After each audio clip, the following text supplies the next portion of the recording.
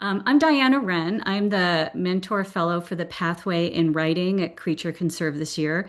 This is my fifth year with Creature Conserve. I was trying to do the math recently. I came in about 5 years ago as a mentee, identifying as a creative writer and seeking help with a particular project that I'll talk about in a little bit. And then I worked for the past 3 years with people who identified primarily as writers and were telling different types of stories and narratives and using actual writing. And so it makes sense that I am now the fellow for the Pathway in Writing. But in fact, what I want to talk about today, as I explain the fellowship project that I've been working on, which is still a work in progress, I want to talk about how my idea of what is writing is changing through the work that I've done and through my engagement with my colleagues, Lisa Schnell and Anna Sophia Camarga and Derek Russell. I've learned so much from you and really been expanding my mind and thinking about writing and storytelling in different ways and thinking about how to help people in different ways. So, and I also want to thank Lucy Spellman for the opportunity to serve in this capacity. And I've just learned so much from this wonderful organization over the years. My fellowship project that I proposed when I started back in the fall for this role was to create a deck of digital cards that would be writing prompts, basically, to help writers tell their stories. So basically, this is a card deck or set of prompts that is designed to help folks wherever they're coming from spark reflection on personal connections to animals and wildlife conservation. They're meant to encourage some play and experimentation, maybe with different media, formats, structures, styles, perhaps guide conceptual decisions about creative iterations, moving from early ideas to later ideas, perhaps opening dialogues between mentors and mentees or people just within our groups and community about our projects or the creative process itself. And I think this is really important, helping all of us as storytellers thinking about our audience and what is the impact that we hope to have. How is our narrative going to help further our creative conservation work? I will also add that my background is partly in teaching and partly in writing fiction and partly in textbook publishing. I actually worked for many years in educational publishing and wrote and edited textbooks about how to write.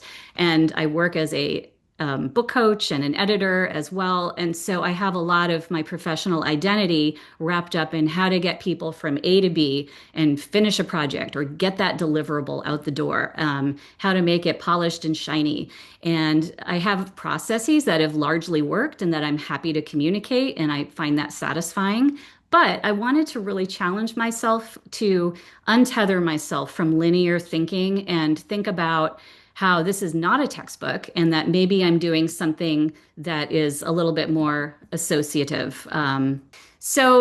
Basically, the cards in the current format would all have a guiding question at the top and an orange bar. And that is a question that invites people to reflect and maybe think, oh, yeah, that resonates for me, or I hadn't thought of that, or yeah, I am wondering about this particular question, rather than guiding people through early draft, revision, editing, polishing, that we're not using any of that language. People are invited to write responses, reflect on the questions in their own mind, in a journal, in conversation. Ideally, work with these cards in any order. Now, currently they're as digital slides, literally, in a PowerPoint, and that is how I transferred my index card handwritten notes for this current iteration. But down the road, I'd really like to work with someone who has better tech expertise and put them in some way that would be more free flowing. But they can be turned into a PDF, they can be printed out, and that's kind of what they would look like so that you could sort them into your own categories. Think about your own connections, draw a card at random, use it to jumpstart a writing session, get warmed up, flexible thinking activities, and then maybe get drawn to cards that guide you into specific areas that you're working on. I have 4 creatures who are guiding our way through this card deck, and I want to thank Lisa Schnell for the wonderful art. She had happened to have these four creatures living on her desktop, I guess, or in her hard drive and needing a home. And I had thought initially, well, I'm not an artist, so I don't need the art right now. I'm going to have art, but there's a lot of artists in our community. I will bring that in. But I decided when Lisa offered these to bring them in sooner, and it really helped open up my thinking about what are the layers of storytelling and where do folks maybe need help that aren't immediately obvious, maybe where they don't even know they need help. So the turtle cards with our bog turtle here, those are signaling work that we might do, thinking about our identity, our personal connection to our chosen creature or ecosystem, whatever we're writing about or creating. Ways in which we might sustain the work, find a pace that works for us, think about our position or our stance in relation to the conservation issue or the creature. We have owl cards that are designed to get us thinking about observing, zooming in to specific creatures, zooming out maybe to habitats, local impact, regional, global, ways of getting different perspectives on your subject matter, finding the shape of your story, thinking about what happens next, thinking about beginnings and endings. Octopus cards are the sort of flexible, creative, experimental cards, maybe expanding your reach into new areas like different genres or different voices, different modalities of storytelling, collaborative work. And the whale is kind of signaling communication to wider audiences, ripple effects of our work, thinking of the impact. So I'm going to back up a little bit and think about my own story as a conservation storyteller, which is not really how I identified when I first came into the Creature Conserve community. But when I look way back, I can see that there is a through line, and in fact, that it is a long story in progress. So I was a child who loved to read and write about animals and nature. A lot of my early readings were about themes of saving animals and saving natural spaces. And my earliest publishing efforts, in fact, were nature and animal focus. Lively Little Animals, I think, is a series. I don't know where the rest of it is, but this is book 2. I'll read the first page. Animals are to be treated nicely all the time, like you should. Some animals are to be stayed away from, like the mountain lion, black bear, bobcat, leopard, and wolf. That is why they live in forests. So that was the theme of a lot of my early work, and I'll thank my parents, who I think are here, for digging this out of the archives. One of my earliest published stories in a magazine when I was in my 20s was called Dog Run the Goat Saver. This was in Spider magazine for children, and it was more of a fantasy story in some ways, but it was about a girl in Norway working to save goats from an evil troll. And so, again, I can look back at the scope of my work and think, oh, I was always interested in working for animals and saving animals in nature and using story to do so. I took some detours with my writing. I've published mysteries for teens and adults that had nothing to do with animals and not much to do with nature. But in recent years, I circled back to those earlier interests and found subjects closer to home that really excited me. So my current series for middle grade readers is a series of ecologically themed mysteries called the Backyard Rangers books. Trouble at Turtle Pond was the first. The Owl Parole mystery was after that. And now I'm working on a book about foxes in the series. And so there should be 4 total, 1 per season, if I can get them done.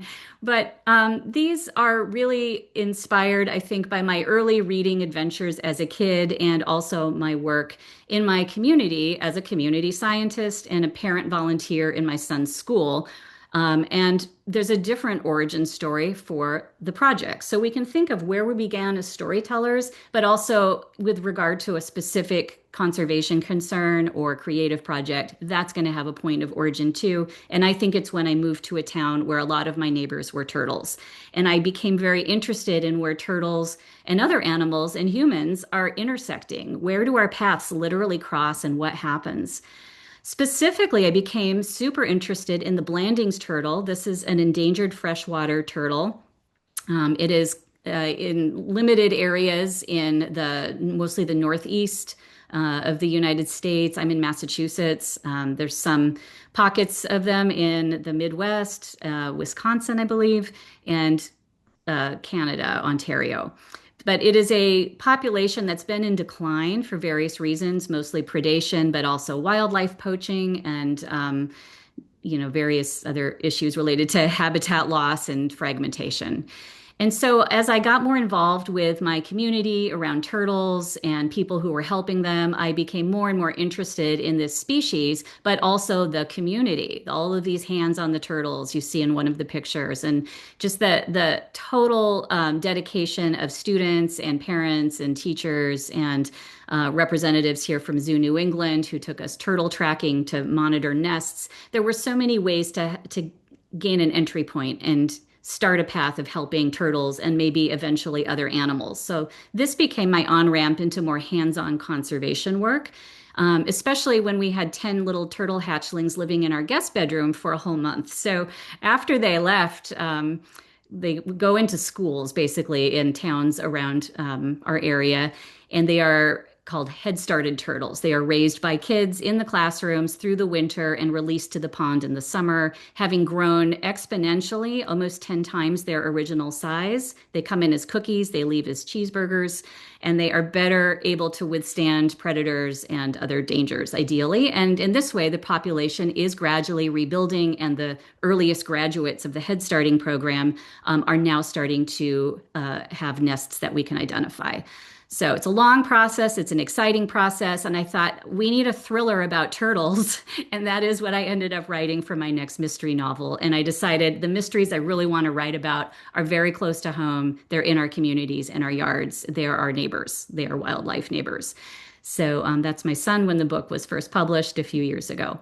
So I invite you for a moment to just reflect with one of my prompt cards on where your conservation story began. What drew you here today? Is it a childhood moment? Is it a specific species that captured your attention?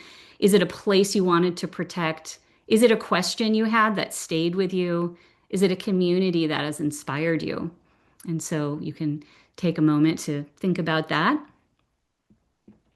And if you're working on a particular project right now, maybe it's a piece of writing or some other art form, thinking about where that actual story begins can be fruitful, because it's not necessarily a point in chronological time, right? It might be something where the status quo changes, something is shifting. Maybe there is a voice that is speaking to you that you want to pay attention to. If you're panning across a landscape, what would you want to suddenly swoop into, zoom in on? What is captivating you? What beginning, if you play with some different options, would make you really want to keep going, and why? When I came into Creature Conserve, I guess 5 years ago, I had written Trouble at Turtle Pond. It was soon to release, and I wanted help making a discussion and activity guide that teachers could use or that homeschooling families could download or anybody could access. It's a free download on my website. These are just 2 pages. It's about 10 pages long. And so it's got a range of activities that correspond to curriculum points in most schools in the US. It hits some boxes. And what I really, though, wanted help with, I think, was the science. I wanted to feel like not an imposter. I don't have a traditional science training. I don't have a degree in science. I had always worked with words, and I just felt like I'm going to go visit kids in schools and try to talk about animals and conservation, and they're going to attack me. I won't know what I'm talking about. Well, in fact, while I did get a lot of science grounding, it was really through the collaborations that I found and the connections, right? And learning how to ask the right questions and get connected to people and ultimately tell them about my story so I could get help. And what I have found in my school visits actually is that the kids are interested in science, sure, and the teachers are happy I have some graphs and maps in my shows, but I really am there to talk about the stories and to hear their stories and to meet, in this case, their turtles. This is a turtle named Lucky, who is, she was a little hatchling that came into one classroom in the fall, and 9 came in at once, and only or 10 came in, and then there were 9, and this one was missing for 3 days. And the students, when I visited this school, just wanted to immediately tell me about Lucky and have me meet Lucky, who ended up in a student's backpack pocket, unharmed, completely unharmed. And so they just love that story. And they said, would you put Lucky in your next presentation? Because she's being released to the pond tomorrow, but we want to remember her. And so Lucky now goes to all of my other school visits, and I kind of like sharing her picture and her story. So the stories that we tell can really travel and reach wider audiences. And as I said, it's the school presentations that tap into storytelling that people really seem to want. And the other project I did as a mentee was to develop my school presentation portfolio. And so now I do various versions of really what I did 5 years ago, and just for different age groups and time frames and purposes. So, what I've really come to realize in my years with Creature Conserve, and especially during the past few months working on my card project, is that we are all conservation storytellers. Narrative is showing up in our work in a variety of ways. Even if we're not writing fiction or poetry or essays about an animal, we might be writing grant proposals or research summaries or educational materials, artist statements, blog posts. We may just be having a conversation with a neighbor in the street. And there's so many opportunities to tell stories about conservation issues and the creatures that we care about, that my issue now is not really so much how do I help us writers in Creature Conserve write better. It's really about how to help all of us be more attuned to opportunities to bring narrative and storytelling into our work and find new audiences for it, and do so really intentionally. Okay. So, and finally, I just want to say on that note that storytelling is vital, I have learned, for conservation work. It really can do so much to spark curiosity with our audience. We're able to translate data and demystify concepts. We're fostering empathy. We're eliciting emotions. We're inspiring hope and a sense of purpose, and hopefully moving people bit by bit to change their behavior, their mindset, maybe to support ongoing conservation efforts with their own hands-on activities or their wallets, whatever it is. Anything we do to raise awareness with our narratives is helpful. We can also tell unhelpful stories, by the way, and maybe you've told some of these. I know I'm guilty of this. I'm not a scientist. I'm not an expert. I'm not an artist. I'm not a writer. I don't know any experts who could help. I don't have enough research. I don't have a PhD. I have too much research. I don't even know where to start. Or this, I think, is common these days. There's too many important issues. It's totally impossible to focus on one. And these can be paralyzing stories that are not super helpful. But I have found, just by trying to add a sentence that starts with but, that I'm starting to tell a different story and changing the thinking. So, for example, I'm not an artist. My art hasn't evolved much from the Little Animals book you saw earlier, but I have become interested in keeping a field notebook or a sketch journal. And I found one day that by going out and trying to find things to draw, I was paying attention in a different way, looking in different places, saw an owl feather on the ground, saw a bunch more. And as I drew them and noticed more and more and wrote down some questions, I realized I had the seed of an idea for a new book, and that grew into the Owl Prowl Mystery, book 2 in my series. And I swear that is just from paying attention in a different way and thinking visually, because I let myself take that risk. Sometimes I tell myself I'm not a science person. I don't have a science background. I am not qualified to write about saw-whet owls, for example. Well, but I am qualified to tell people that I'm writing a book and I need some help, and here's what it's about, and who do you know?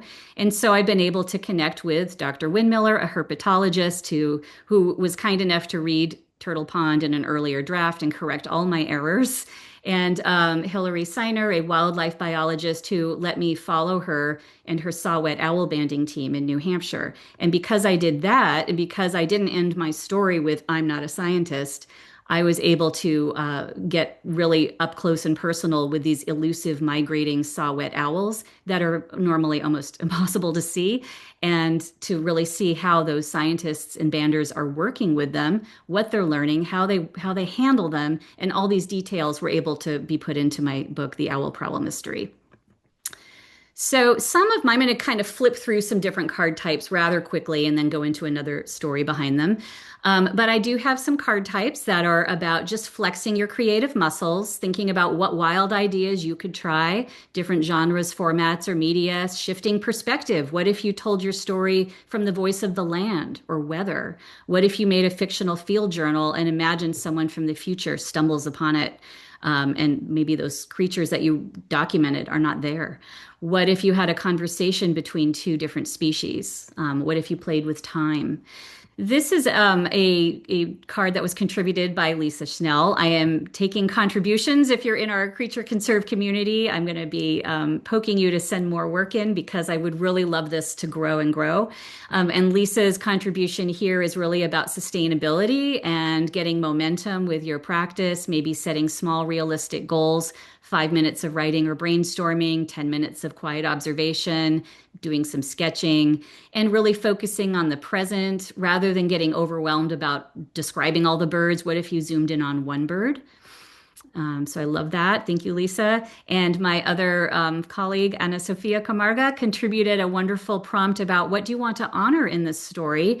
Maybe taking time to notice what you value in a creature, organism, or ecosystem, and imagine creating a dedicated space or a shrine for it, or writing an ode to it. And I think that's such an important concept to remember what it is that we are valuing and wanting to protect before we dive right into all of the problems and challenges.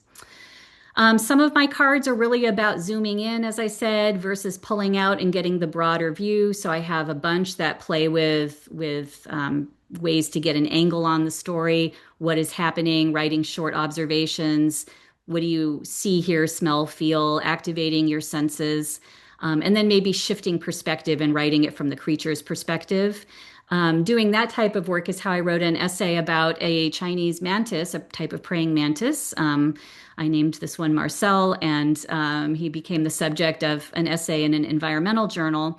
And I just was paying attention to a spot in my garden for a long time and then noticed this bug that was as big as my hand. I am a little phobic about insects, but when I really noticed, wow, this bug, this insect is moving kind of like my cat. That's so interesting. I was grieving my cat who had died, and it just helped me get in a little closer, and then have more of a connection based on my curiosity, and that led to a story. So thinking about what is that creature doing? How is it searching for food? How is it moving around? Is it resting? Is it escaping something? Sentence starters like I notice, I wonder, what if always take me to interesting places. I also am interested, like I said, in pathways and crossings with animals and humans and what happens. And I love looking for conflict. And here, when I was stuck in a traffic jam as a beaver was crossing a road in my town, I was interested in the various players. Who are these people that think they can help? They all had different ideas. I was able to overhear them. One guy eventually picked up the beaver and moved it over that guardrail and put it back in the water. Not sure if that was a great idea, but by looking for conflict and thinking about where is nature struggling, or where's the tension? Are people trying to control nature or protect nature? Are animals or plants adapting to human spaces? Those questions really get me into story because I'm thinking that's the engine, that's the conflict, and that's what makes people want to know, well, what happened after that? What happened that? How did it end? Lots of ways to play around with that. I think a big issue that is unique to the writers and storytellers in our community in conservation writing and storytelling is working with research and thinking about how to turn all of our notes into some kind of narrative and prioritize. The binder you see on the right, that's one of two binders of research printed out for the Owl Prowl mystery novel. That's a novel for children. They don't want to know all of the stuff. They don't want to know everything that I learned. So I had to really work hard to prioritize and maybe save ideas for different forms later. Like, could I do some poems? Could I do a little screenplay? Could I do something else? I'm writing an audio drama now coming out as a podcast. Some of this material found a new home in that. So we can be like animals caching our food supply, I think, and like guard our ideas and plant them and move them around and come back to them later. But that's been a long process for me.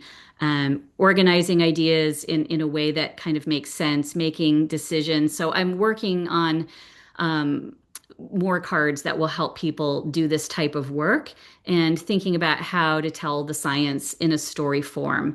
One thing that has helped me when I've got volumes of research to go through and I don't really know what the focus is to give myself some constraints like a time period. If I'm in a hurry, how do I tell someone quickly what is most important for them to know? Or just going back to the childhood storytelling style of Once Upon a Time, or Did you know? Because that always sparks some curiosity and that will force you to be really selective about the fact that you latch onto.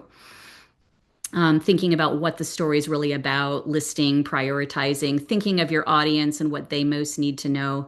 Those are the cards that I'm playing with there. So this is a quick story of an adventure I had in my yard working with monarchs and caterpillars. I have a lot of milkweed. I'm always trying to invite these creatures into my yard. And one day, I noticed that a chrysalis had formed on the backside of a pretty delicate looking plant. I thought that is a bad real estate decision, so I put a garbage can over it to protect it. And I was able to have a successful release because I kept a close eye and I had a note on it, don't disturb, and that all worked great. But I had another chrysalis that wasn't so lucky. And I noticed after a windstorm it had fallen and it had just missed a big sharp rock and it was on the grass. And I thought, okay, maybe there's something I can do. And I'm frantically Googling and I'm on ChatGPT and I'm just everywhere looking for what on earth to do. Went down a rabbit hole, but I figured out that you can save a chrysalis perhaps. I used super glue, dental floss, and hung it to a little mesh habitat and brought it to a 3-season porch so it had some air circulating. And I waited and it did eclose and it did emerge. And then it was a little bit funny. It didn't seem to want to fly. It wasn't a release like the other one. It didn't want to leave the habitat. And I thought, oh my gosh, what have I done? Like now I've got this pet. What is happening here? And I read a lot about people who think it is not ethical to help all the butterflies, right? There are really reasons that we might not want to get super involved. Well, this one has a happy ending. After a bit of banana on a stick, it seemed to gain strength and it launched, and I didn't see it again. So, yay. But thinking about that experience and knowing that I wanted to write about the process of caterpillar to monarch in some fresh way, I had to put myself in that process as the person and then think about where I stand. Am I just a witness? No longer. I'm now a participant. I hadn't planned to be. Is it ethical for me to help this monarch along its journey? Maybe, unless it's diseased. I don't know. There's a lot of questions that I didn't have before that now I have. So I do think thinking of our position in relation to story is really important. And telling the story of a process, sometimes a scientific process that seems overwhelming, whether it's migration or, an emergence of a butterfly, maybe it becomes simpler to tell if we put a person in it or we have a certain perspective on it, we tell it a different way. So, super quick, thinking about our audience, I think is so important at any stage of our process of any creative work. I encourage it at the very beginning. I'm always thinking, yes, I want my books in bookstores and I want my books available to kids in schools. And I love to go talk to kids in schools. That is my thing. But I started thinking more intentionally about not just this ideal audience, but maybe audience members I hadn't really pictured clearly before. What are they doing? Are they going to be reading this, listening to it, walking through something, meeting me in some other venue, encountering the book in some other venue? And what am I hoping to do with my outreach, and how can I have these books last longer than they typically would in a bookstore, which is not a long life? And so I have been finding that through virtual school visits, I'm able to see kids in different states and talk about these turtles, which they may not have in their state, but they have their own turtles and other creatures, and you learn about their own efforts in environmental stewardship. So that has been really exciting to hear back from kids who want to share their own turtle stories with me from far away. And I have been finding and making more intentional efforts to increase my audience with community centers. I've done collaborative events with conservation groups in partnership with libraries. This Monadnock Region Natural History Conference said we're open to regular people. And I thought, that's me. I mean, I think they used a different word, but I thought, well, this is all science people, but I'm going to try because they said they're open to community scientists. So that's the door that I got in, and I got to do a poster presentation on my journey into community science and how that turned into a book. So that was pretty cool because that's a very different audience. I've done collaborations with Zoo New England and owls and turtles that they bring out as well to join me. And I even got to meet a real life backyard ranger myself, coming full circle.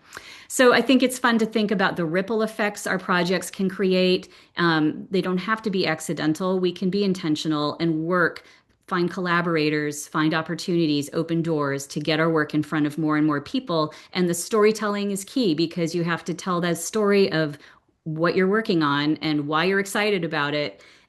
for different types of audiences, sometimes different lengths of time. And so that's been challenging but fruitful to recalibrate the story of the work itself. So I like to even just visualize it by drawing concentric circles spreading out from the project and thinking about all the reach that it might have, even into the future. And that's where I think we find a lot of hope in our conservation work, is that, we may have people who encounter our work years from now or in different scenarios and they do something else with it because once we release our work, kind of like that butterfly, it isn't entirely ours anymore. And I think that's really exciting. So we want to launch it and we want to see it connecting with others and maybe see how they are responding to it and what they do with it in turn. That's why I'm so excited about Lisa's collaborative work as well, because I think that's where we can make a lot of inroads.